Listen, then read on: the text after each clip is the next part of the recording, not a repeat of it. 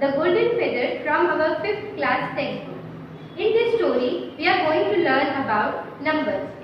अजीज तुलबा तलबा, आज हम अपनी अंग्रेजी की दरसी किताब से एक कहानी द गोल्डन फेदर पढ़ेंगे। इस कहानी में हम अंग्रेजी के आदात के बारे में मालूमात हासिल करेंगे। Numbers are very important in our life. आदात हमारी रोजमर्रा की जिंदगी में बहुत अहमियत रखते हैं।